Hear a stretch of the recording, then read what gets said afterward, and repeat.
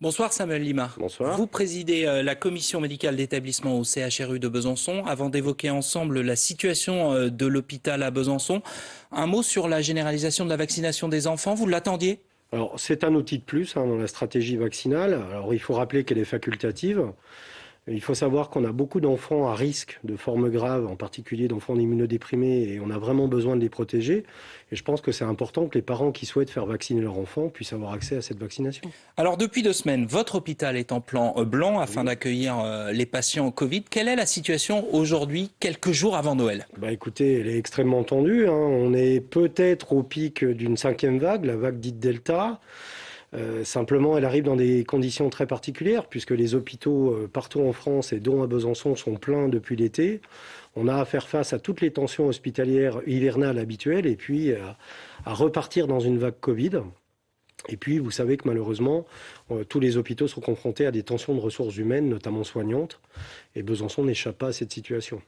Vous craignez de manquer de lits dans les prochains jours? Écoutez, on adapte au mieux le capacitaire, on l'adapte quasiment de jour en jour. On a également des dispositifs, et je voudrais quand même en profiter de ma présence pour remercier l'ensemble de la communauté hospitalière du CHU, puisqu'on demande beaucoup aux équipes.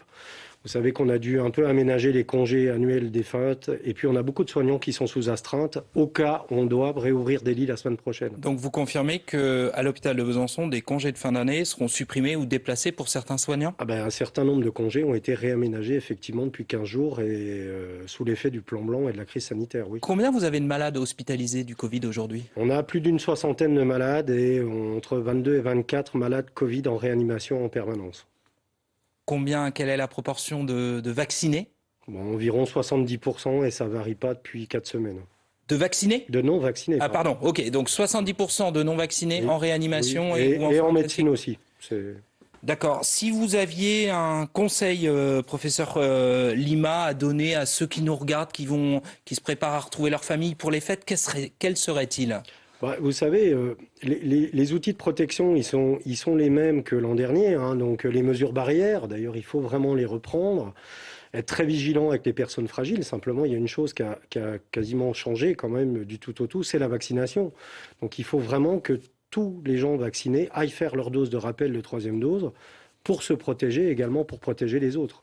Merci beaucoup, professeur Lima. Je rappelle que vous présidez la commission médicale d'établissement à l'hôpital de Besançon. Merci à vous et bon courage pour cette période de fin d'année, à vous et à tous les soignants de l'hôpital. Merci Surtout beaucoup. à toutes les équipes. Merci beaucoup.